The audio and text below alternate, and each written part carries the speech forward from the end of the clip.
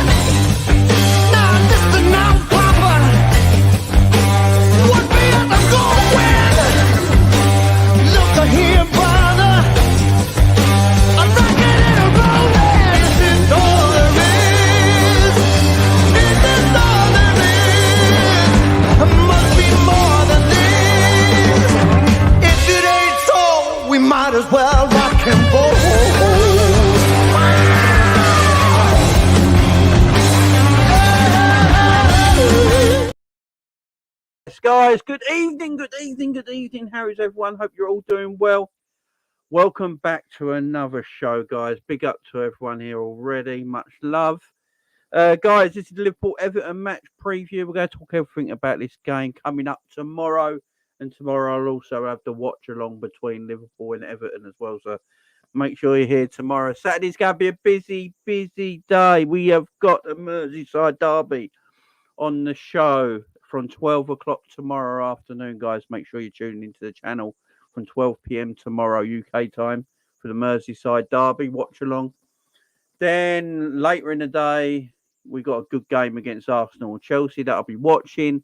And then at 7 p.m. tomorrow night, I'll be on Mr. Cal Sanderson's MMA channel doing the watch along for UFC 294. So busy weekend. Make sure you're tuned into everything, guys. It's going to be emotional. It's going to be brilliant. It's going to be good. It's going to be everything. So, yeah, good weekend coming up. Football is back, guys. Real football. Not that international player back crap. That none of that cack. None of that rubbish no more. We are back to proper football, club football, the best and only kind of football in the world. The Premier League. Liverpool back with the Merseyside Derby. Looking forward to it. I can't wait. Big up to everyone in the chat as well right now. Big up to Daz, Russell, Gab, Tam. Big up to you. Andy, keep it level. Aaron in the house. Drunk Vigo, Bajan, Kevin and Daz. Big up to all you guys in the house right now. Don't forget to go and smash that like button, all that good stuff as well. And yeah, much love. Big up to Aaron in the chat as well. See Aaron with a super chat straight off the board back. Big up to you, my friend.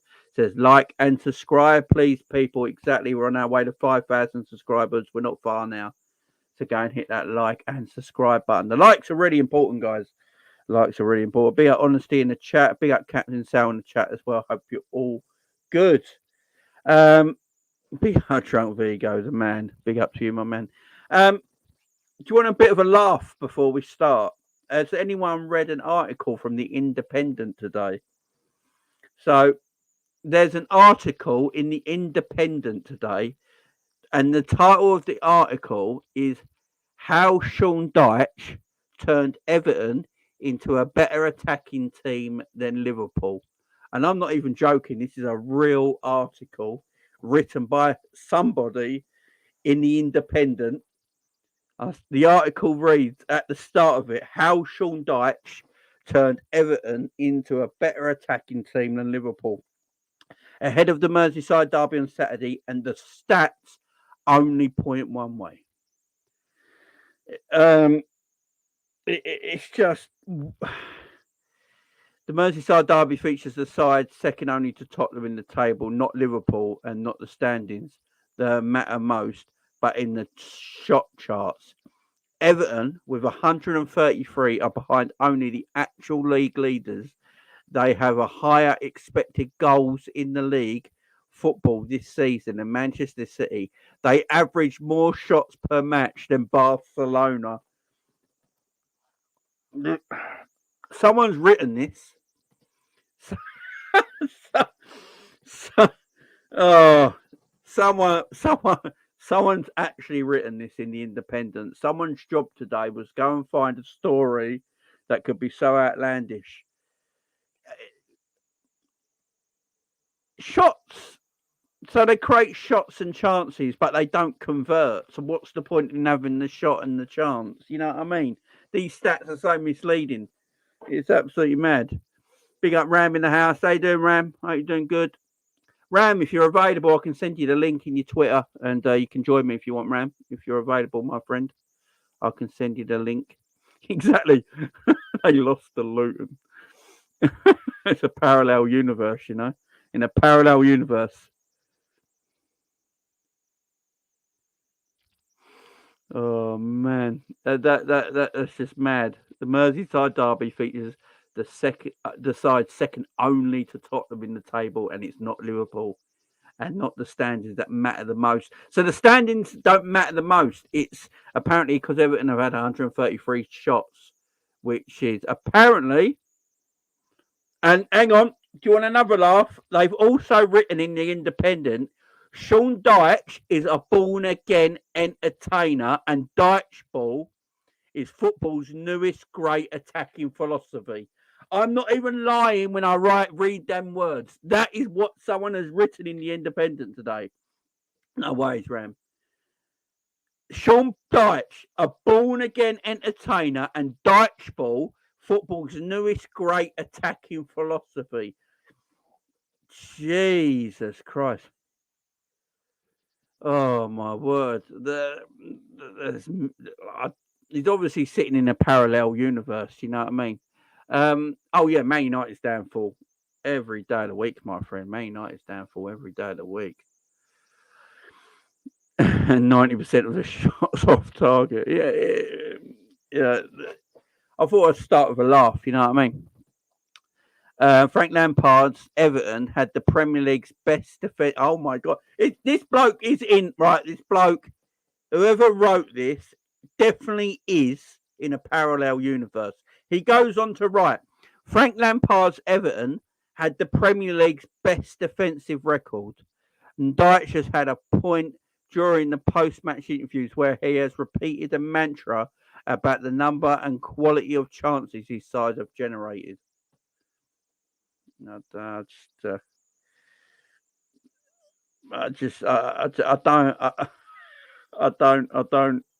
see it. I don't. Apparently, is that true? Frank Lampard best defensive record. This is absolutely mad. Dyche is half human, half orangutan. True story. Let's bring K-Mac onto the show. Big up, my man. How you doing? I'm good, mate. I'm good. How are you? I'm just reading some funny things in the Independent they wrote about Dyche and Everton. Have you heard interesting. it? Oh, let right, I'll go back. Right, so K-Mac ain't heard this yet. So someone wrote in the Independent today how Sean Dyche turned Everton into a better attacking team than Liverpool. Right, that's the headline. Right. The Merseyside Derby features a side second only to Tottenham in the table, and it's not Liverpool, and not the standings that matter most, but in the shot charts. Everton with 133 are behind the only actual leaders and have a higher expected goals in the league in football this season than Manchester City and average more shots per match than Barcelona. Where are they in the league? This is written in the article today. You ain't got to the best bit yet. Sean Dyche is a born-again entertainer, and Dyche ball is football's newest great attacking philosophy. What? Who wrote that?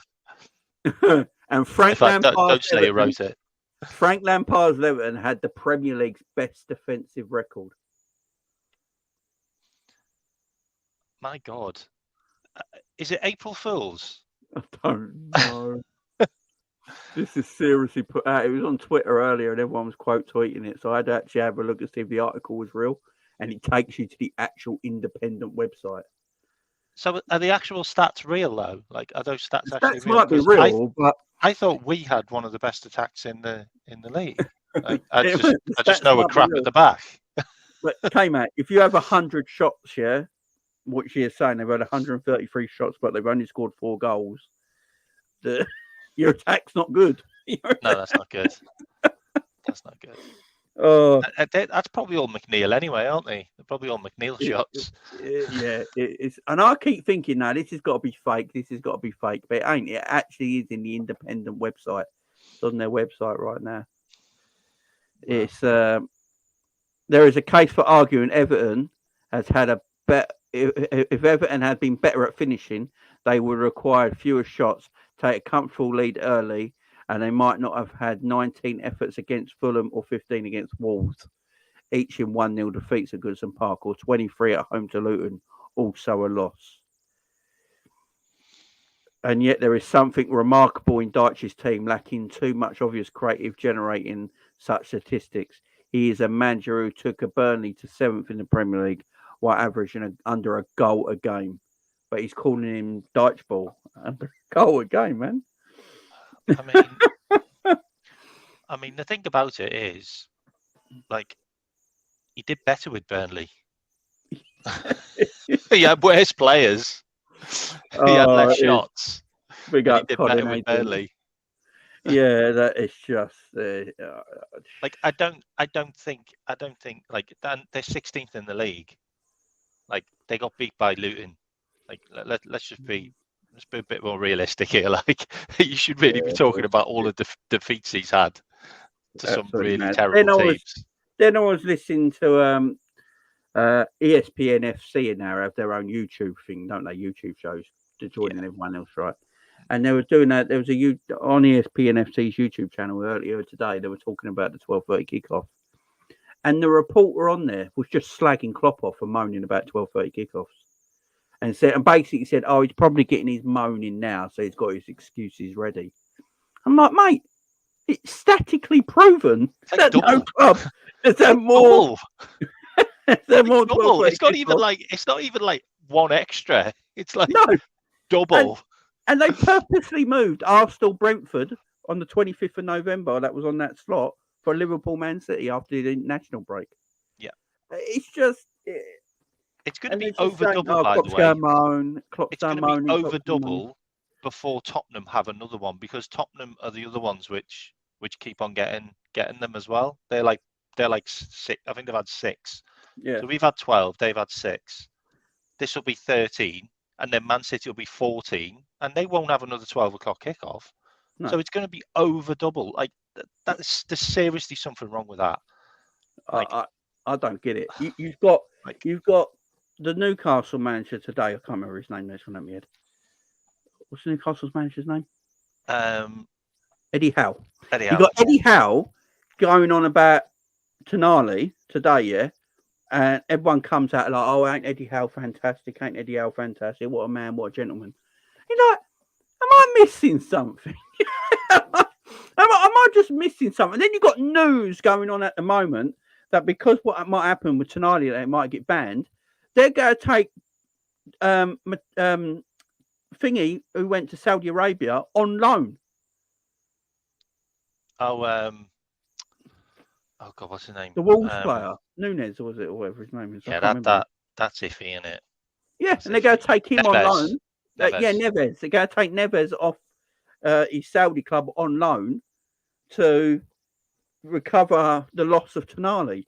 Now, if that happens, so can Tonali play in Saudi Arabia? No, he's going to get. I think he's getting a worldwide. How's that working? I think he's going to get a worldwide football ban. So. Yeah, and he should, and he should, because that's the whole point in rules. Like, but because you break rules, because he mentioned mental health, though, they look like they're going to let him off. So what about the other guy then? What about all the other guys who've been banned? Yeah, because they admitted it, and he mentioned mental health. He might get let off. But you got Ivan Toney. I'm not one of those conspiracy theory guys, but is there a wonder why AC Milan sold their best player? They knew what they were doing the whole They time. knew exactly what they were doing. You can't tell me AC Milan did not know. They were like, shit. We got to get rid of that guy. Our biggest asset at our football club is going to be suspended for up to maybe 2 years. What do we do? Oh, Newcastle just bid for him. All right, that'd be perfect. Right, Tonali, guess what's happening, son? You're going to North East England. Why? You just got to be there for a year or so. You come back. Don't worry about it. It's to avoid the suspension. The weather's great there, honestly. It's just like, yeah, man. There's. I keep talking about corruption in football, yeah, and it's happening everywhere. It's in front of our faces. But when you mention the Super League, everyone goes, "Oh no, you can't have that. You can't." It's like, come on. The Super League's happening in front of your faces right now, guys. The elite are the elite, and they run football. It's as simple as that. But yeah, if I was Ivan Toney, if Tonali don't get a ban, I'm sort of going. I'm suing UEFA. I'm doing what I can to, because Tonali and I don't want to be that man, right? I don't want to be that man. But Tonali and Ivan Toney don't look the same. Do you know what I mean? I'm just putting it out there. Wasn't the Italian thing like there was a group? There's a group of them, like all doing it in a WhatsApp group, wasn't it? Like there was like 3 or 4 of them, all like that's not mental health. That's doing it with your mates, like premeditated. Like you know exactly what you're doing. You set up a WhatsApp group with all your pals doing the betting in there. Like that's what's happened. Like they've all been caught. Like it was all the players from the Italian team as well. So they're all Italian internationals. Yeah, because they don't make enough money. Like obviously you don't make enough money. See, look, I've got no problem with gambling. I've always said that. As long as you can afford to gamble what you lose, I've got no problem with people having gamble responsibly. Yeah, that's like isn't it? Gamble responsibly. If you can afford to lose it, lose it. That's all fine, yeah, right. I've got no problem having people downtime. I've got no problem with footballers having downtime and maybe having a little bit of a gamble because they got so much money they can afford it. Yeah, as long as they're looked after and they don't get an addiction from it, then I've got no problem with it. So the Italians are basically, I think what the Italian players are some of them getting suspended for and getting like year suspensions because they were gambling on blackjack, and I believe that's illegal in Italy. So that like some of them were not betting on football now; they were betting on blackjack, and I think that's illegal in Italy. But the articles made it out like they made up, like they got a gang together and did underground gambling or something like that. But it weren't the case. Yeah, they were betting on things that if you've done it in this country, there's no problem with. Okay, so if Tonali in this country was betting on blackjack, the horses, the dogs, and stuff like that, it's perfectly legal. It's perfectly fine because that's his downtime. But as soon as you say you're betting on football, that's when you're a footballer. That's when the issue is. And I believe he admitted he betted on some AC Milan matches or something, didn't he? So when he was an AC Milan player. So yeah, you really got a leg to stand on, have you? And that's what Ivan Toney's gone for as well, isn't it? Yeah. Like honestly says here, that's what Zaniolo was. Yeah, and the thing he was betting on blackjack, but blackjack, the only problem, honestly, blackjack is illegal apparently to bet on in Italy. So that's a criminal offence. So he was in Italy at the time, so unfortunately. And that's a trouble. And I'm hearing Barella's name getting mentioned there and stuff like that. Ooh, so that could be the reason why we weren't looking at Barella then. Yeah, there's you got Paqueta at West Ham, but apparently he didn't bet on football or something like that. So that's why he not got the ban. The thing about it as well, and I will say this, and it'd be good to get a feedback from the chat as well. Like we're kind of hypocritical when we're going to ban people from betting when we're the only league in the world which are still have sponsors from betting companies all over us. Like it's calling the kettle black, in it. Like when we're still sponsored by all of these betting companies and the stadiums as well. I think some of the stadiums are actually sponsored by some betting companies in the UK, and then we ban players for betting. Right. Yeah, look, players are their downtime. As long as your footballer is not gambling on football or your team, and they're gambling on anything else, but they ain't got an addiction about it. It's just their downtime. It's what they do to let off steam for an hour or two, and then they put the computer away, and that's them done. I've got no problem with it whatsoever. It's their downtime. But as soon as Ivan Toney betted on Brentford games, you can't be doing that. You just can't be doing it. He's got done for it, and he'll hold his hands up. But yeah, you can't bet on games that you're playing in, because then it happened to Bruce Grobbelaar. Happened to it was mad. You can influence the outcome. Yeah, who's going to score first? Me. But it looks like Ivan Toney's taken. If I'm Ivan Toney and other people don't get done for these actions, Ivan Toney's going to be looking at it and thinking, what's going on here? Yeah. Why have I been given this year ban? And I've held my hands up. I've accepted the ban. I've moved on. Okay, I've taken like gambling addiction things and all that. What's going on? Why are the others just getting slapped on the wrist? That League One coach, wasn't it? Got a slap on the wrist. Didn't he spend like £1 million on gambling or something like that? Yeah. It's just, it seems that I can't. No, I'm not going to go down the race thing. Everybody's talking about players in the chat now that have done it. There's loads of players that have done it. Exactly. Brucey Grobbelaar was on the horses, wasn't it? Yeah, exactly. Tonali bet on Milan games. Yeah. Yeah, that's why he's getting done now by the Italians. So no matter where he plays now, in what country, he will get the thing in Italy. A lot of it is criminal. This is the difference of Italy to other countries. You know, they're classed as criminal acts. You know, they take gambling as a criminal act in Italy a lot of the time. So things like blackjack and that, I believe, are prohibited. You can't do it. And I think Zanoli was actually participating in it, going to the casinos, not actually just playing it online, sort of thing. So, yeah, it's they're in trouble. They're in trouble, and look, if they got addictions, I just hope they get look. If you got an addiction to gambling, just go to GamStop. Anyone watching this, if you've got a gambling addiction, go to GamStop. If you put in your login, if you put in all your details into GamStop, they automatically block you from any gambling site in the UK. You can never go on a gambling site anywhere in the UK and Ireland, I believe. If you go on GamStop, you fill everything in, you fill everything out, and they completely wipe your existence at any gambling site in UK and Ireland. So, has anyone ever got an issue? Go and check GamStop out, guys. Go and check them out.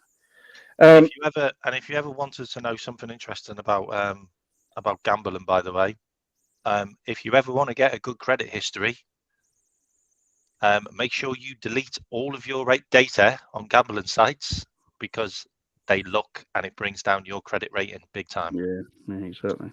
And if you ever want to stop gambling, then just come gambling with me and bet on what I bet, and you'll lose everything, and then you won't want to do it again. Yeah, I gamble because I'm absolutely garbage at it. I do it once or twice a week online and all that, but I do very low stake gambling for an hour or two, and then I'm done. You know what I mean? See, it's as long as you know when to stop, you're fine. It's the people that don't know when to stop. That's when you got a major issue. The League One manager stuff is mad. If you look into it, he also accused his players of blackmail. Jesus Christ! Wow. And he got a slap on the wrist. That. I will look into that. England should sack Southgate. Yeah, look, not to talk about international football, but I will say one thing. I actually think England have got the best squad in world football. I'm starting to think England might actually have the best squad in world football, and England should be out and out favourites for the Euros. And I think any other coach in charge of England right now would win us the Euros. Gareth Southgate's done great for England. He's probably England's second greatest ever coach, if you really think about it. Semi-final of a World Cup, a final of a Euros. You know, he's probably, apart from South Alf Ramsey, England's most successful kind of coach. I think his actual tournament record, mate, is like, I think it's like 27 games won and 1 lost and 4 drawn. Something crazy like that. Honestly, he's got a good record, but the numbers are bonkers. Like, they really are good. In the big games, he plays it too safe. Yeah, he plays it too safe, and if he just went that little reactive. If Jurgen Klopp was England manager, they'd win something. Yeah, he's too reactive. Like Yeah, the only reason we actually got, the only reason we beat Italy in that last game is because we went a goal down. Like we went a goal down. That game was dross until we went a goal down, and then we kind of just came to life. But you know, and the generation we've got coming through in the under-21s is absolutely insane. Like it really does look like grassroots football's been supported vastly, and academies have been supported vastly over the years. The money is because the players coming through. Yeah, the money has eventually gone into grassroots football, and it's starting to work. Yeah. The problem is, I don't think there's enough good English coaches. That's the issue now. I think beforehand we had excellent English coaches, but not the players. And now it's sort of gone reversal, ain't it? We've got the players now. We've got the young players coming through. The money's there, but the coaches ain't. It also feels like we've maybe pushed a few coaches through too quickly and kind of put them into high-profile jobs too quickly.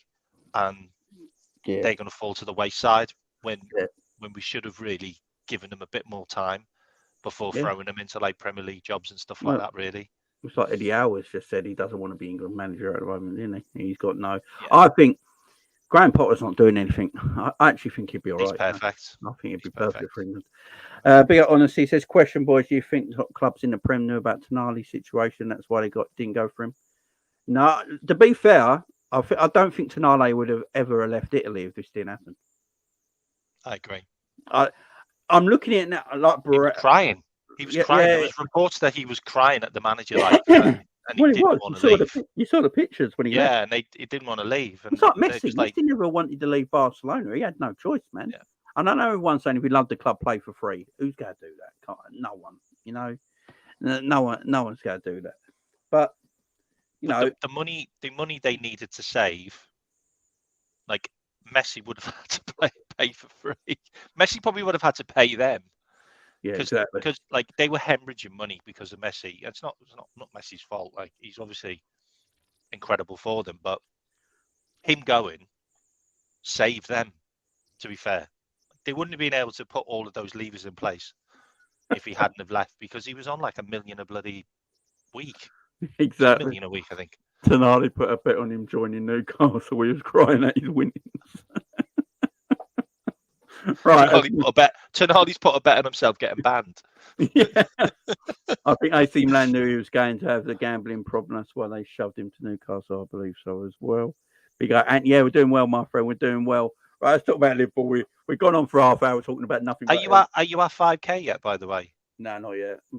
Come on. If you haven't subscribed in the chat now, just click the subscribe button. Let's get him to 5K. Come on, guys. 70 people. Also, I think YouTube's algorithm's down because I know a lot of people ain't getting notifications. Like I subscribe to hundreds of people on my YouTube channel. A lot of people probably do. And when people go live, I don't get their notifications when I've got their notifications on. Yeah, I think YouTube, I know what you mean. I think YouTube's algorithm is right down at the moment because I've noticed across the board that people's viewership is not as high as it should be either at the moment.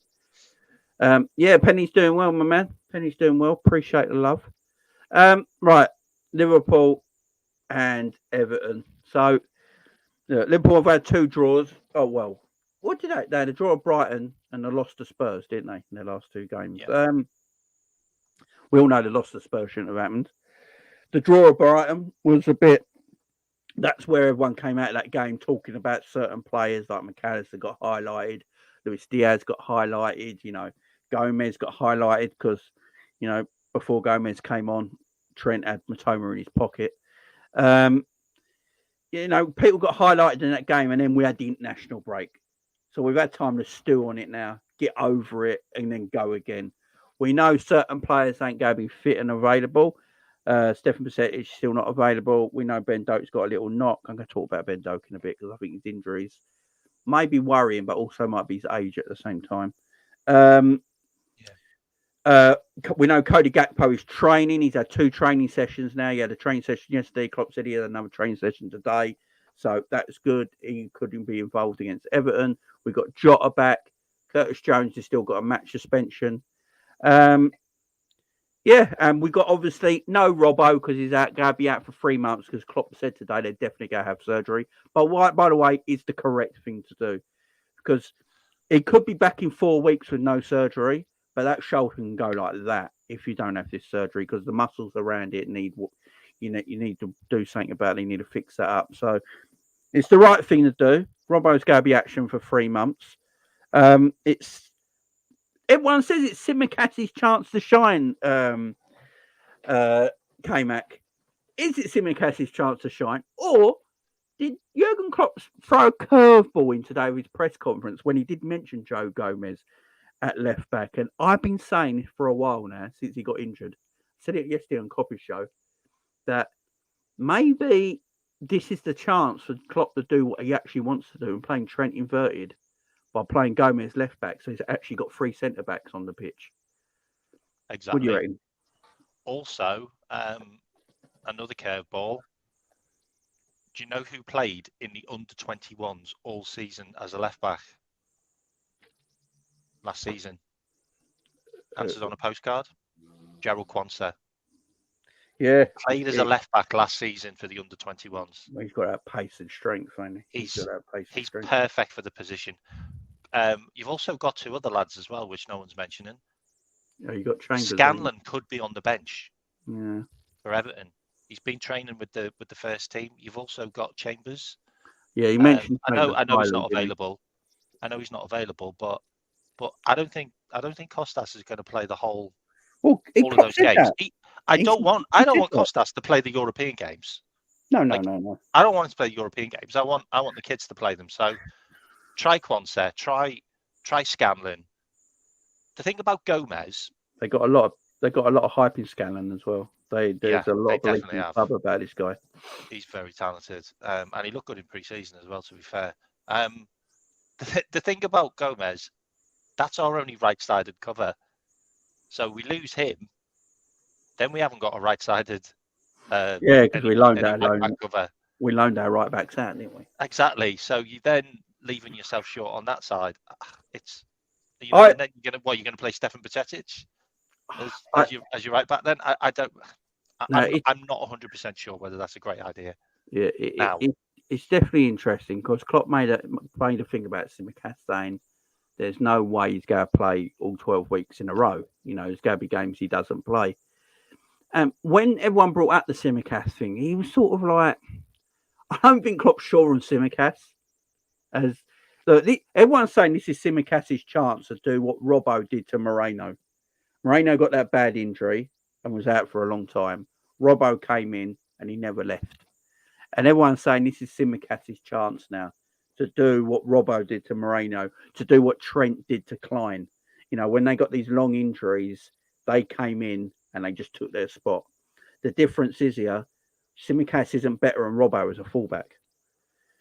Tsimikas is a good player. He's just not better than prime Robbo. That's the issue. But prime Robbo doesn't exist anymore. That's the problem, K-Mac. I totally agree. The thing about it as well. Okay, so you have to look at it. You have to look at it this way. Will Robbo play backup next year, or will Tsimikas play backup next year and be happy to do that? If we went and signed a really good left back, which we're looking at too, by the way, because Inacio's still not going away, and neither's Hinapache. They're still linked with us heavily. They keep on popping up in the news. So you've got those 2 left-sided players that are perfect. And you've got Quansah as well. Absolutely spot on there, Russell. But I think Quansah is going to be a centre-back. I'm pretty convinced. Is Kostas going to play backup next year if we get like a £50 million left-back, which we could, in the January window? Or would Robbo? And the answer is it's Kostas, because Robbo wouldn't play that role. No. Especially when he's still valued. We could still get 30 million for him. So it's a case of, do you sell Robbo next year and get your left back, and then Kostas can carry on playing backup?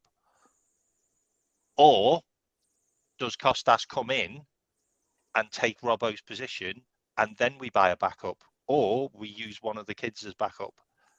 I don't know. I don't think Kostas can play that role as well as a Robbo or a left back that we're looking at, because those left backs can play centre back as well, if that makes sense. Yeah. Inapache and Inasho can both play centre back and left back, and because of the way we're playing our left back and right back, they're not conventional like they used to be. They're not bombing down the wings all the time anymore. So, I mean, Kostas could do that job if we go back to the same way that we play, which is the 4-3-3, which is Trent bombing down the wing, Robbo bombing down the wing. But do we play that anymore? We don't play that no more. This is the See, right. I'm gonna get the. We're gonna pick the team, guys. Once it actually hits the screen, there we go. So we'll go. I'd love us to play 3 at the back. By the way, I'd love that. But so not gonna happen. we're gonna pick the team. We're gonna start off with the easiest choice ever made. For some reason, is not number 1 for Brazil anymore. Right, that's on the Brazilian coach. By the way, Darwin Núñez to completely destroy Brazil, my striker. Absolutely killed Brazil. Did you see his assist as well? Couldn't get the ball off him. He was sick. Did you see the clip of him and Gabriel? Yeah, he murdered where he Gabriel just literally got in Gabriel's face and just went, "Shut up." Yeah. Gabriel was having a go at him, and then he scored that goal. And then he went up to Addison and went, "How did you not play?" I know. It's madness. Isn't that like first defeat in like 20 years or something? I don't know. It's a long time. Hey, you don't have Addison number 1. Look, I rate Edison, but he's not Addison. Also, I think Trent will play.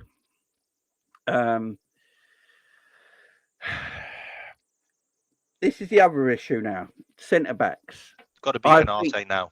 We have to start playing Canate in the Premier League. Will he play Canate, though? I think he'll be great against Calvin Lewin or your Beto or your Decore. Like, I think he'd be better than Matip, because they might use pace, or they might try and just win a battle. I don't know. I just think we need to start playing Canate. Canate had a really good game for France, by the way.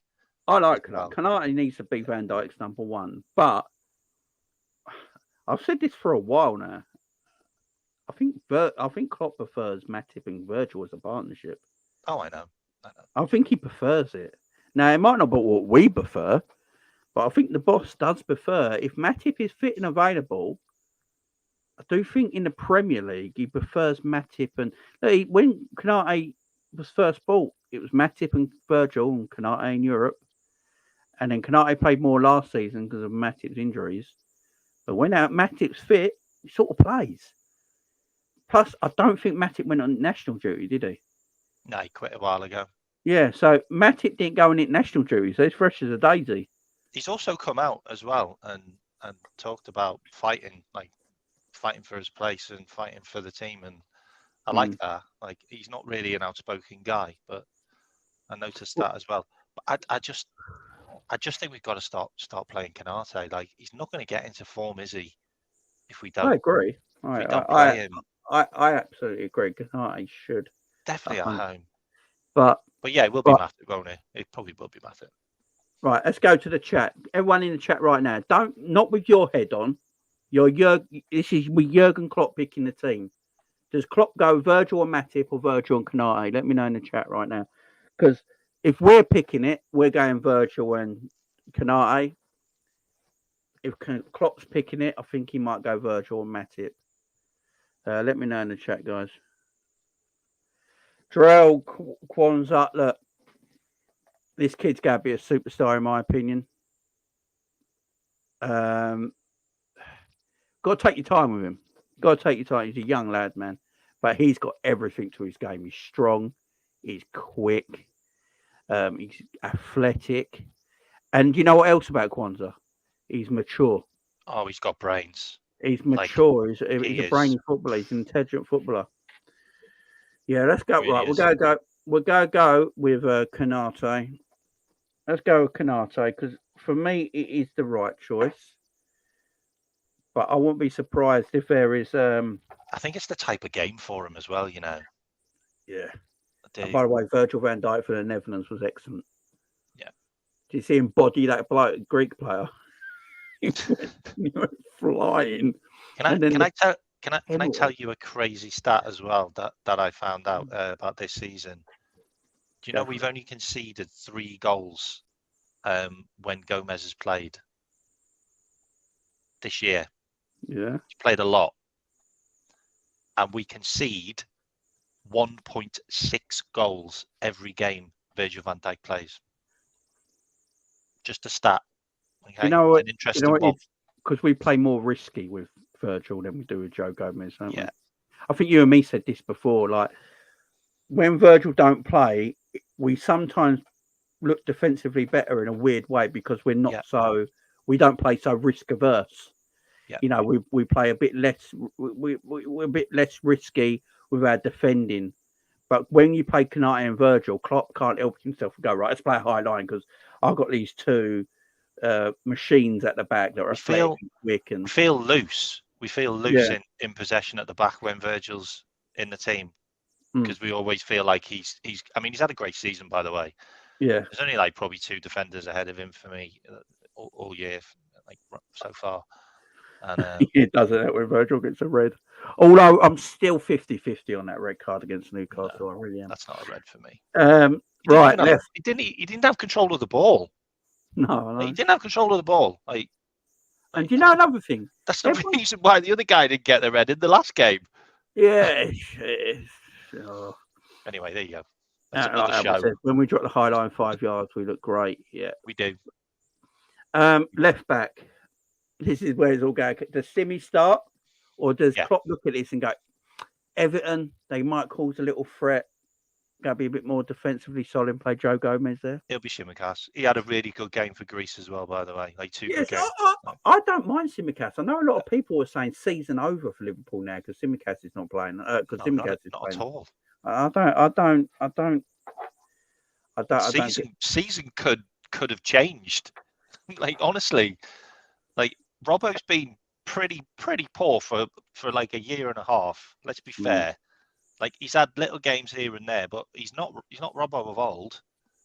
Tsimikas could be something different. We just don't know. Like especially a run of games, he's only going to get better, isn't he? Yeah, exactly. And more confidence as well. Like he's got a wand of a foot. Like he really has got a great cross on him. I think Tsimikas is better from set pieces than Robbo. Yeah, with his delivery. I think Tsimikas is better at delivering a dead ball, where Robbo is better at delivering a ball in motion. I think that's the difference in their abilities. Do you remember a guy we used to have called Stig Inge Bjornaby? Yeah, he was great left back. I love that. Yeah, guy. He had a great cross on him. He had a great diamond of a left back. Yeah, very underrated left back. Very underrated left back. It's when we went through that time of just getting every Scandinavian known to man. how many games has Tsimikas played back to back? He's never played 3 in a row. More than 5 games. He's never played 3 in a row. He needs to play. We need to give him a chance. I read this stat earlier that Tsimikas has never played 3 Premier League games in a row. How does anyone get into form then? Like, how do you get into form if you don't play enough games? This is the problem we have with Gomez. Yeah, like we never play Gomez like consistently enough for him to get into form. And just look at the stats this season. Like he's been absolutely sensational when he's played from the start, and then had the next game and the next game. When he comes on like a substitute for like 20 minutes and that, like being a defender coming on for 20 minutes is not. It's not great. It's not a great job to have. Tsimikas needs a few games, and then we can rate him, can't we? Then. Yeah, definitely. Yeah, Steve Finnan was a quality right back. Oh yeah, he was brilliant. Yeah, I remember Bjorn Varma. Didn't he have to leave us because he had military duty as well? If I remember rightly. Yeah. We went for his time when he just went Scandinavian mad because of the fan base out there. Right, midfield 3. Right, this is where it's going to be all. Right. So, by the way, I never mentioned Thiago and the injuries.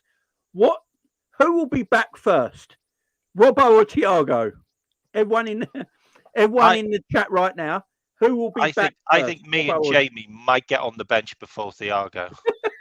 For Robbo or Liverpool at this Thiago? rate. Stevie Nicol was a tremendous fullback. Oh He my could also God. play anywhere on the pitch. He was a great footballer.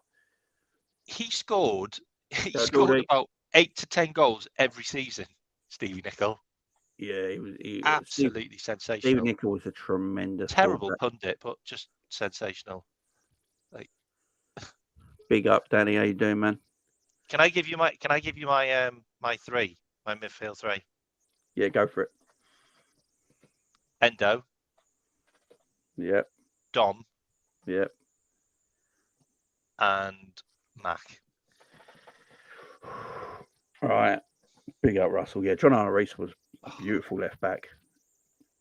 Didn't John Arne Rees almost Yeah. ended someone's career with one of his free? Alan Smith, wasn't it? It broke Alan His Smith's leg went the other way around, didn't it? Yeah, broke Alan Smith's leg. He got 12 goals in his debut season as a left back. Crazy. It's mad. He played till he was about 40 as well. He was like playing for Roma when he was like 39 or something. Yeah. Rees was a machine. Yeah, Rees was quality, man. Yeah. This midfield thing. So, Klopp mentioned today in his press conference that they did a better job getting the South American boys back to Liverpool than they did last time. So they gave them private jets. Basically, Liverpool just let them get EasyJet on the way home last time. That's why they were shattered. So this, they literally let them get commercial flights home. No wonder McAllister was dead. He had no foot. Yeah. He was on a Ryanair. He had no foot room. So they had private jets coming home. So basically, they slept all the way home in luxury on a private jet plane. A BT going to pay us for those jets then. And they apparently picked them up as soon as the game finished. Apparently, so as soon as their games finished, private jet was waiting for them. That's why they got home nice and early. So that tells me the only reason they're doing that is so they all play in this game. That's why he's done it. I think Wataru Endo, if he can't play a single game in these next 4 matches, I'm going to have to worry about him because, our next 4 games are pretty. Well, we should win all 4. Let's put it out there right now. We've got 2 home games in a row. Merseyside Derby against Everton, and then we've got Nottingham Forest next Sunday or next Saturday. So we should win both of them games. Then we're away to Luton Town. Then we're at home to Brentford. In between that, we've got Toulouse in the league, in the European Cup, and a Bournemouth game in the League Cup. So I expect us to look. We'll win both Toulouse games back to back. If we don't, I think we will, and we'll top that group after 4 games. That'll be done. So the midfield 3 for me, I would think Wataru Endo. Will he play Wataru Endo in the Merseyside Derby? I don't think he will. But I think he needs to start playing the DM. Like, we've only got one. Like, he needs to start playing the DM. I think Gravenberch plays. I just feel like we're too loose. Like, if we haven't got a DM, because everyone just seems to just target that DM position, and we've been caught so many times this season. Would you say we're letting goals in because of a DM position, or would you say it's because we're terrible in transition? Well, we've been terrible in transition because if you notice the way we play. So what we're all frustrated about is that we build up slowly from the back, don't we? Mm-hmm. And we're terrible at it, but we persist on it. And then when we get into, and we always play through the middle, don't we? We never play in the wide areas like we used to. You used to have Trent and Robbo, and Mane and Salah and Bobby making the room for everyone to do their thing. Yeah, that's the way we played in the wide areas. No one could stop us. We were so strong. Now we play through the middle quite a lot. So when we play through the middle with this high line and this counter press, when we lose it in the middle, our players are always out of position, ain't they? When we're on the defensive part of it. And that's where our goals are conceded. And that happened last season. And it happened the season before that a little bit as well, even when we had Fabinho at his best.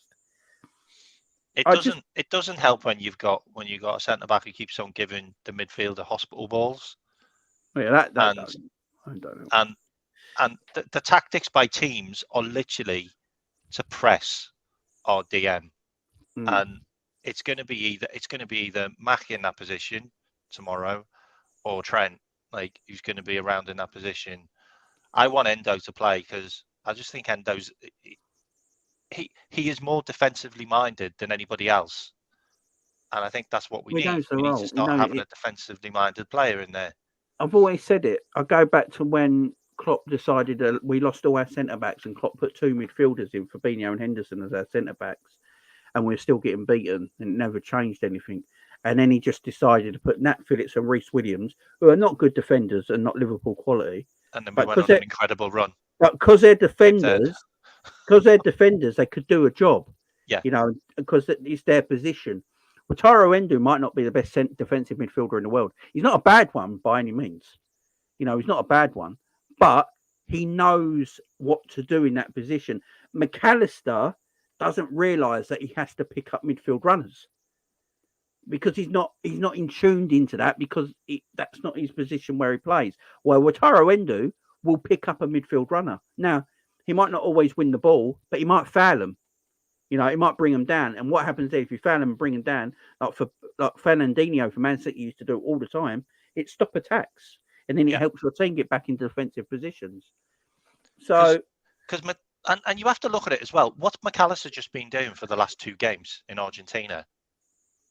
Playing creative football, playing attacking football. Well, he played in the double pivot, but he was the one with more license, wasn't he? But he's not a defensive midfielder in that double pivot. He's got Enzo Fernandez there. He's just smashing people. But this is another thing as well, and I keep saying this now. What does Jurgen Klopp see as his number 6? Because quotes coming out of Liverpool is that they see McAllister as a defensive footballer. Well, I don't think McAllister's seeing himself as that. But they might see himself as a defensive footballer. I think Liverpool want to play a double pivot, but they haven't got the players to do it right now. That's why they want Andre. So I wouldn't be surprised if they go and get Andre in January and McAllister and Andre that double pivot. Yeah, and Andre's the more defensive one out of 2, and then you allow McAllister that little bit more freedom in that double pivot like he had at Brighton, like he played for Argentina. Then you'll get the better out of McAllister. I think that's what they want to do, because if you look at every one of our midfielders this season, it's only McAllister who plays DM. There must be a reason behind it. There must be a reason behind it. Wataru Endo plays DM for Japan. And Japan have just smashed everybody. They've just beat Turkey 2-0 as well. They Wataru Endo got Flick the sack. Let's not forget. Yeah, he did actually. They literally destroyed. They've destroyed every team. And he is a pivotal part in their midfield as a defensive midfielder. Play the guy. Okay, you've got Tsimikas now, and you got Wataru Endo. Give them 5 games. What is the worst that can happen? What is the worst that can happen? Because you've got plenty of strength on the bench. So take him off then. If it doesn't work for the first half. I reckon Klopp might look at Endo for the Forest game, but not for the Merseyside Derby. There's a reason he brought these South American boys back, private charters. You know what though, Jamie? Everton have got a really good midfield, combative midfield. They've got Onana, they've got Agay, they've got Decore, they've got who's the other guy? They've got Garner's really good as well at the moment. They've got some big lads in midfield. We don't want to be losing that battle in midfield. I think Klopp's probably. I agree with you, but I think what Klopp's having that cover. Yeah, McAllister's not that cover. We've seen it. We've seen it this season. He's not that cover. I think Klopp would probably expect Liverpool completely dominate possession in this game for that not to be a worry. But I agree with you. I do agree with you. But I think that's what Klopp might look at, and that's why I think Ryan Gravenberch should play.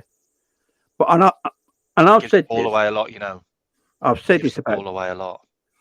Yeah, still learning the role. He's a ball carrier, and I've said this for a while. I've said this the last couple of weeks now. I believe Ryan Gravenberch might be pound for pound the best signing we made this summer.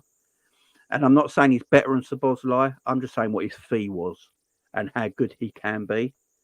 I think next year we'll see the best of Ryan Gravenberch, and we won't believe we bought him for 30-odd million quid and pulled down Bayern Munich's pants for him. I'm watching him, and I'm looking at I'm looking at like a Camavinga type player. Like he is like 1 or 2 years away from being just like one of the top midfielders in the world. Yeah, Like he's got it all. He's got it all. I can't believe he's 21. Like it's nuts. No. I think he's a diamond. I absolutely think he's a diamond. He's only a year older than Elliot. Yeah, and it's like he is crazy. Now you brought up Harvey Elliott. Yeah. If Curtis Jones was available, Curtis Jones places there Gravenberch for me. But because Curtis Jones, people might not like it, but Curtis Jones brings a nice balance into that midfield on both sides, him and Szoboszlai, in my opinion. And Curtis Jones is a good footballer, so that's not, it's not carried. It's on that he's not a good player, but he's not available. Harvey Elliott is available, right? And I don't mean to do this, people. Don't get at me, but Klopp loves Harvey Elliott. Do you see Klopp talking about him today? Klopp loves Harvey Elliott. Harvey Elliott plays Merseyside derbies. Is there a world where Gravenberch don't play and he plays Harvey Elliott, McAllister and Szoboszlai? He can't play Elliott. Like, just look at that right hand side. Trent, Elliott, and Canate. That is a disaster waiting to happen. There's no cover. I just feel like it has to be Dom. It's a 12. I think Szoboszlai will play. I think McAllister will play. It's the toss-up meet now between Harvey Elliott and Gravenberch for me. Like you said a minute ago with Gravenberch losing the ball. But Elliott does the same thing in a way. But Klopp really rates Harvey Elliott more than people like to admit. And picking him up in a press conference today. Only played under 21s. Not as demanding as the others playing their games. Klopp sometimes pulls out a weird one in these Merseyside derbies and also these 12:30 kickoffs. And also, it's literally after the international break. So I'm just wondering if he might think about playing Elliott. I mean, if you're gonna go off the Brighton game, you don't play Elliott. Oh no, you don't. Like, you don't play Elliott. Like, he had a poor game. Yeah. Oh, I agree. But he had a great game in the international tournament, but didn't everyone pretty much? Like, they won like 9-1 or something, didn't they? Yeah. I feel like Elliott's position at Liverpool right now is that 20-minute spell coming on as a substitution, as a sub. Because a reason I think that's Elliott's best position at the club right now is because I've said this for a while. Elliott has not got the physical stature to be in that central midfield, and that's not down on him. It's just his genetics. Mm-hmm. And he hasn't got the pace to be a winger. And I've said this for a while. If Harvey Elliott had Ben Doak's pace, Harvey Elliott would be Salah's replacement at right wing under Klopp. But he hasn't got that pace. And he hasn't got that strength for being a midfielder. When Harvey Elliott shines the brightest when he plays in that midfield for Liverpool is when he comes on with 20 minutes to go, because the legs in the opposition midfield are tired, so they're not pressing as much. So there's a little bit more room around the midfield and a little bit more pitch room to play around in. So I think if you're Harvey Elliott, you go just to take them 20-minute rolls at the moment. And I think what he has to really think of is if he really loves playing for the club and he knows the Klopp trusts him, can he be our closer this season? Can he be our closer? Can he close games? Like, he comes on every game, does 20 minutes, like at the end of the game. I'm absolutely fine with that. I think he's really good at that. Can he be that guy that can close games down? And he can just give us that extra emphasis in midfield to just run around like a blue arse fly, just, pressing people, putting in a tackle, and then finding a creative ball out because he can. I'm absolutely fine with that. And as a 20-year-old kid playing for Liverpool, with the fact that we've just bought 3 full international quality midfielders who are all under the age of 25, you should be okay with that, and Jones should be okay with it as well. Mm. You know, no one's going to play every single game. No, apart from Mo play Salah. every single game, like apart from Dom and Mac. Yeah. Look, these guys, to be fair to them, they got it. They got the levels. Look at that midfield.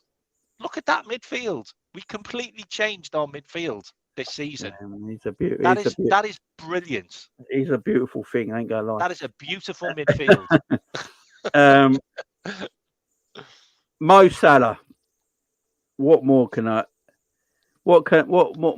say about Mo Salah? For me, look, that message you put out on social media, right? For me, people might not like this, neutral fans might not like it. For me, Mo Salah is the face of the Premier League. The Premier League should be using Mo Salah as the face of their company. I will go one further than that. Mo Salah is the face of world sport. He might be at this moment in time. He know, does he nothing might actually, wrong. He might. Where was Messi and Ronaldo's videos? Where was these are superstars? You know what I mean? Salah. This guy. I mean, I posted in the chat about the interview that his bodyguards had recently, and I didn't know that like Mo Salah is literally paying off people's loans and helping people get married in his village, back in Egypt.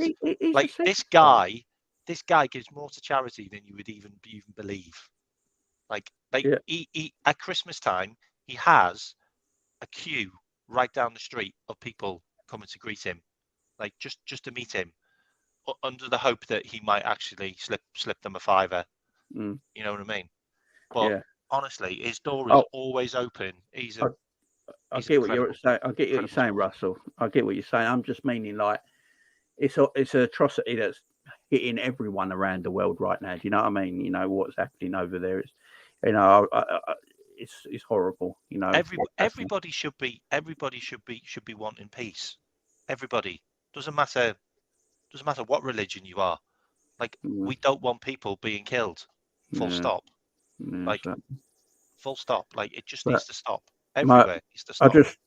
Mo Salah's just look, you are right, the world of sport, he probably is, but the Premier League should be using this.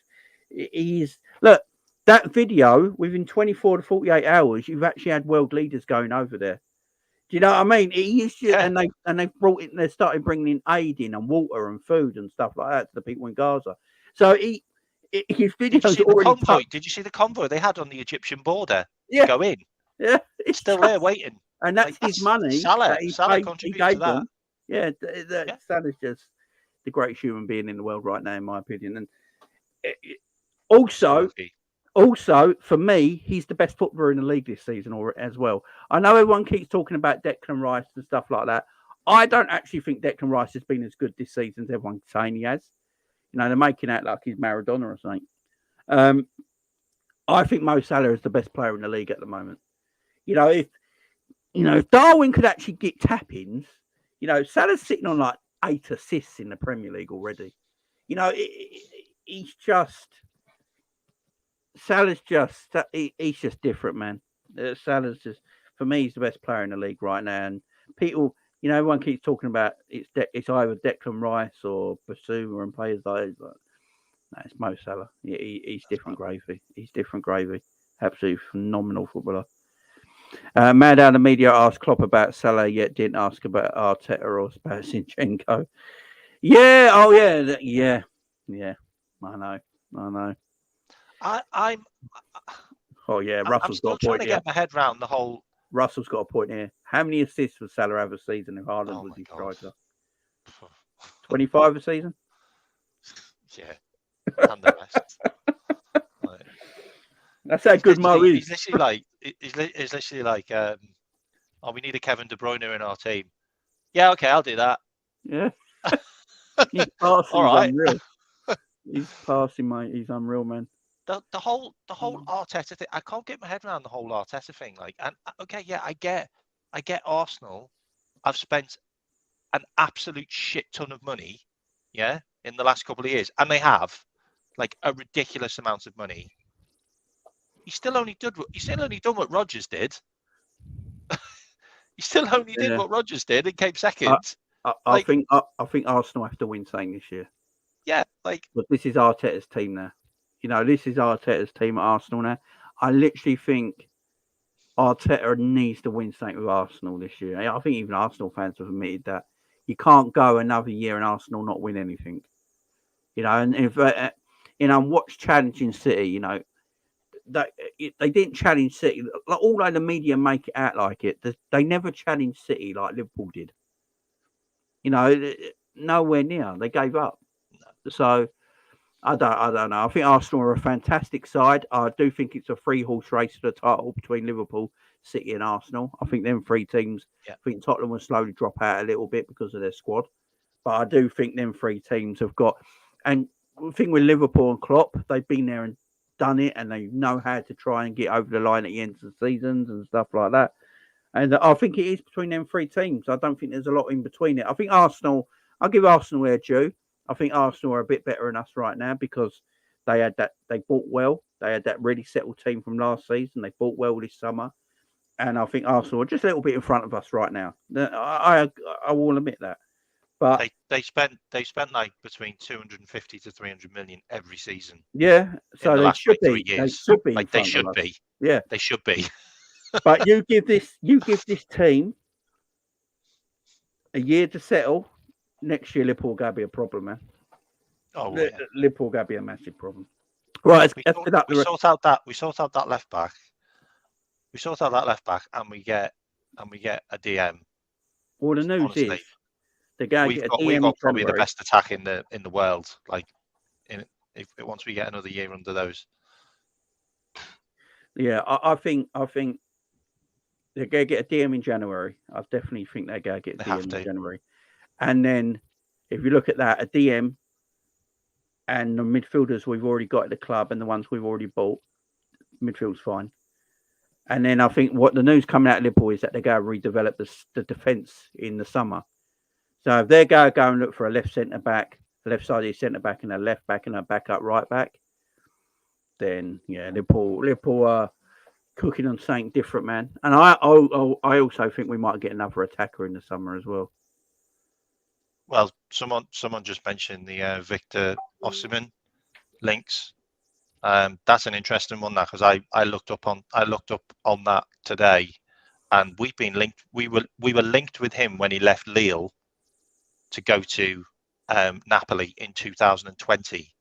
So he's another player that Klopp's been looking at for a number of years, and apparently he's in the last year of his contract next year, and he won't sign a new one because of all of the abuse. I mean, I don't really want to go into detail on that, but that is absolutely horrendous. Your own club racially abusing you on TikTok. Like, that is just crazy. I just find that absolutely crazy. Like, and he scored 31 goals last season. And he's also Jurgen Smack's original signing at Wolfsburg when he was 19, by the way, in case anyone didn't know that.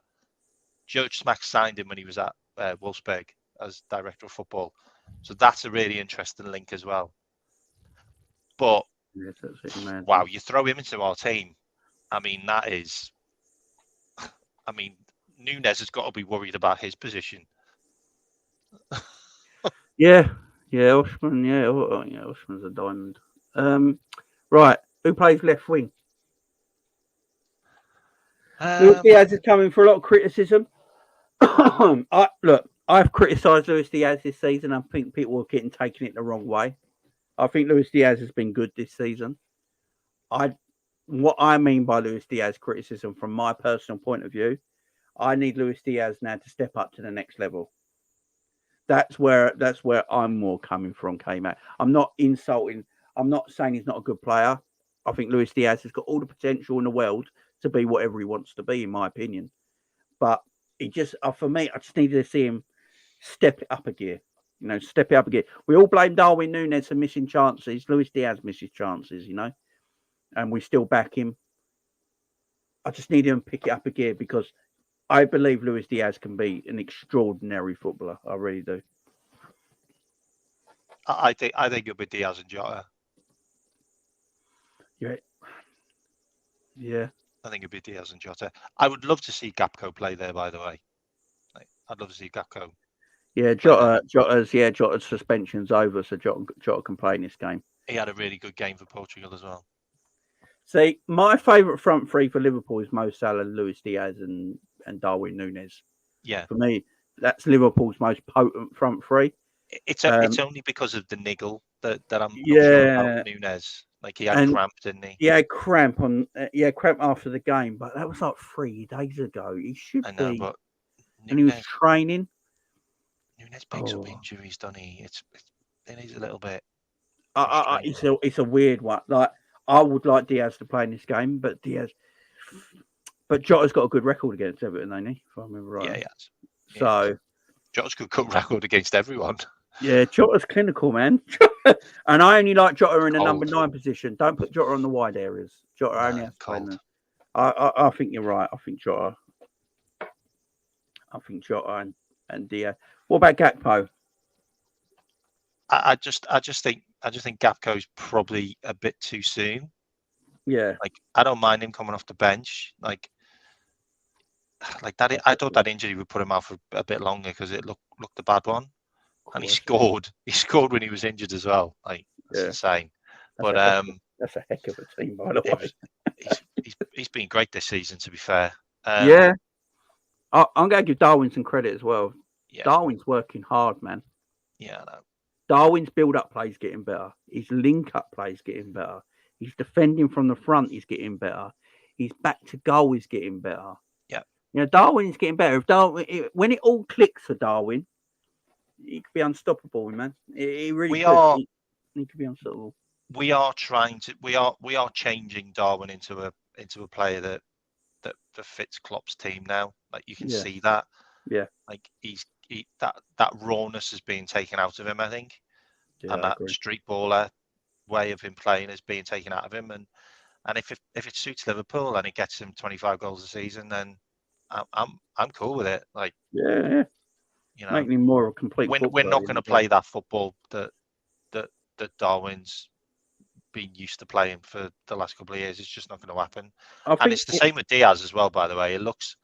Diaz has stopped doing that thing where he cuts inside and takes a shot from outside the box. Like it looks like he's kind of maybe not doing that as much as well, and taking on the man as well, which he used to do. Do you reckon that's a knee injury, though? Because I look at Luis Diaz and I think he's dropped a little bit of pace. I see that as well. Like getting a bad injury like that can kind of it plays on your mind, man. If you're look at Gomez. It took Gomez so long. Like when you cut inside, you're gonna have to be twisting, ain't you? You gotta be twisting that knee. You gotta turn that knee. Psychologically, you gotta be thinking about it. You was out for so long with that knee injury. It's gotta play in your mind, in my opinion. It does.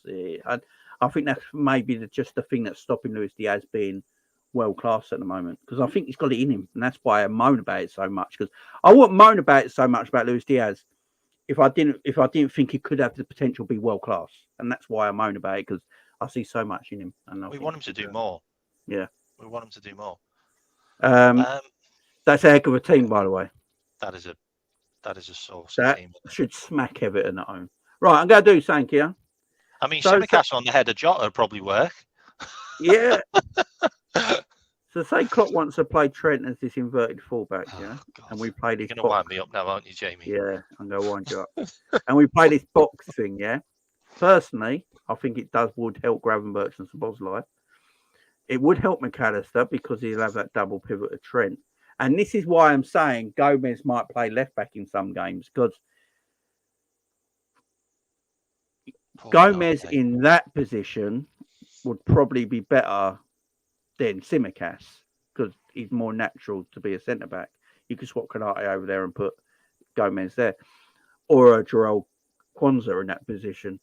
Now Klopp does like playing the inside full back, we know, but recently Trent's not really been playing it this way, has he? We've been playing it more. He's been in the middle, where he's like this. Yeah. And the fullback is up here. And Trent is like the third centre back. And that's been the issue with Ali. Yeah. Because Ali's been playing sweeper keeper from that position.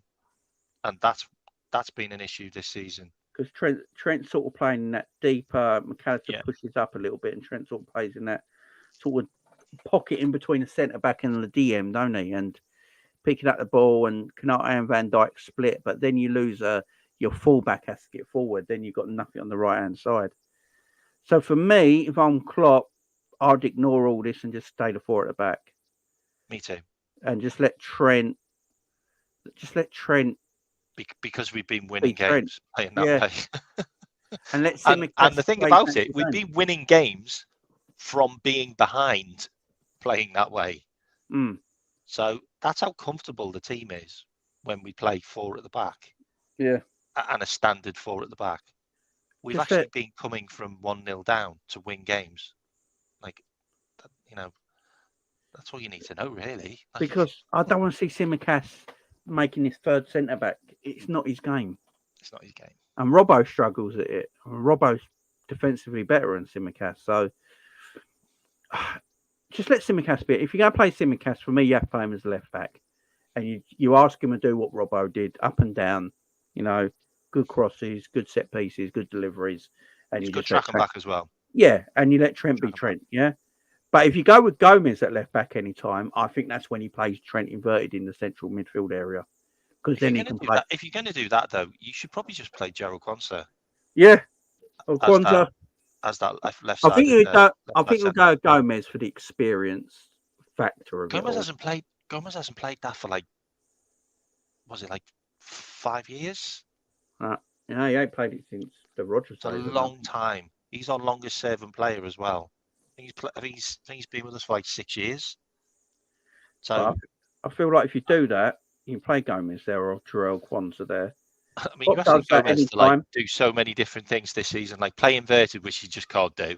No. And then he's chucking him on the left, which he hasn't done for 5 years. Poor Gomez. I don't actually mind Gomez at left back if Klopp makes Trent that inverted right back where he goes into the central midfield area alongside McAllister. Because it makes more sense then, because then you actually got 3 centre backs in a back 3, where they know their positions better defensively. So that would make more sense for me to do. And I think Trent will only be that inverted midfielder, inverted right back sitting alongside McAllister if Gomez or Kwanzaa play at left back.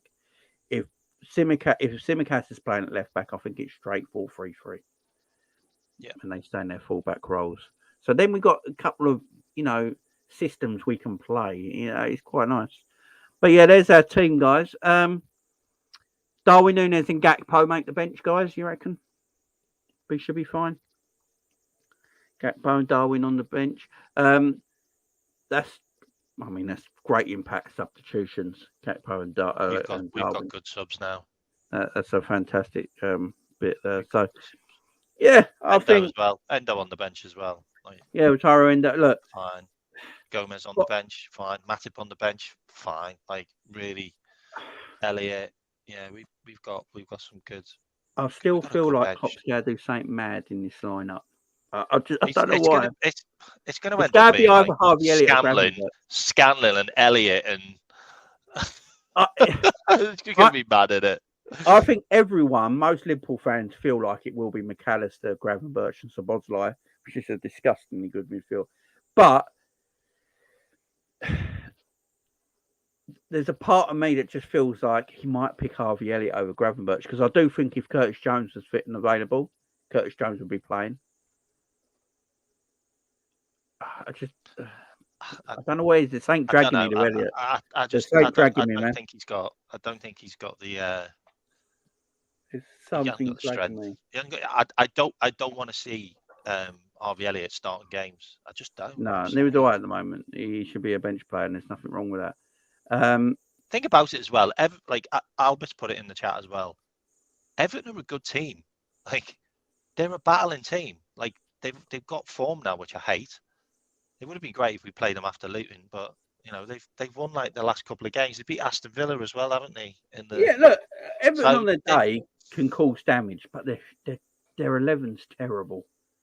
We should be absolutely all over their left-sided left back. They've got what's his name? Ashley Young. He's 39. Like, come on. Yeah, and he's playing right. We should be all over that. Like, and that's going to be if they play Ashley Young at left back against Mo Salah. Exactly. We should be all over that. Like, exploit what's there. But I Well, think then we will go for I think it. the last game they played Ashley Young at right back, didn't they? So that's I think he is playing it right back now. Actually, yeah, that's Luis Diaz. So Luis Diaz should be cooking Ashley Young. Should be cooking him. If Luis Diaz is having struggling time against Ashley Young tomorrow, then I got to have discussions. It's got to have to be talks. I will put my neck on the line as well, Albert. Like, about the conceding first. I don't think we're going to concede first in any of these bunch of games that we've got coming up. No, I think we keep the ball too much in these next. I think we're going to start wising up to that, because we know that this and we've also had a couple of games, a couple of weeks to maybe look at that on the training pitch as well. But I don't think we're going to be conceding early in any of these games now. I think that's going to get nipped in the bud. Yeah, the only way Everton score for me is through set pieces. Which is why I want Canate as well. Yeah, like, that for me is Everton's main. A big lad as well. Everton's main chance against us. We're at home. Liverpool go have all the possession. They're going to play a low block. There's no doubt about that. They might have won 2 in a bounce, but there's no way he's going to come to Liverpool. To Liverpool with the team that Liverpool are going to put out on that pitch and play toe-to-toe football. So he's going to sit back.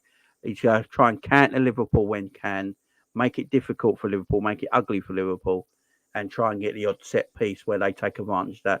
I think that's what his whole training method has been this week. We're going to make it defensively hard and annoying for Liverpool, where they start to get upset because they can't break us down. And then we're going to try our chances on the counter, but we're really going to take advantage of set pieces, corners and free kicks. We're going to bully Liverpool. We're going to get in their faces. We're going to get in their heads, be physical in the box. I think that's where Everton are going to look their strongest. Liverpool are going to be like, we're going to have all the possession, 70% of the ball, most of the chances. And if we score early, Liverpool score in the first 15 minutes, this game's over. Because Everton have to come back and get 2. And that means they have to go on the attack in front, which they do that. They open the floodgates. I agree. I don't think they'll be doing what Brighton do, trying to press us. Like, really, well, if they would try and press us, they ain't got the defence to cope. I don't think they got the team for that. No. I'm going. I had a dream last night that we won 6-2. Whoa. Have we ever won 6-2 against Everton? No. It was very vivid. I ain't gonna lie. It was wow. One of them dreams you have that feels real, and you wake up and go, "That actually happened." Yeah. I do think one of these games coming up is going to be like another Bournemouth, like another 8-0, 7-0. I do think we're going to have one of those games coming up. I'm not sure who it's going to be against, but I think this will probably be 4. Yeah. Nil. They won't score. Yeah, I'm going to go 3-0. I'm going to go 3-0, and I'm going to get Virgil gets the first goal and celebrates in front of Pickford. I was going to say Canate, and I was going to say Salah's going to get a few as well. Salah only needs 4 more goals to be the top goal scorer ever against Everton for Liverpool. Yeah, I mean he's looking at records every game now, isn't he? He's looking at records every game. Yeah, I think he'll get a couple. Yeah, we just got we score first. Yeah, it's game over for me. We score first. If they score first, it's going to be a difficult game because they are going to sit back. So, yeah, we have to score first. So we score in that first 15 minutes. For me, I don't see Everton getting 2. So, even better teams struggle getting 2 against us. So, yeah, it'd be a difficult game for Everton if that's the case.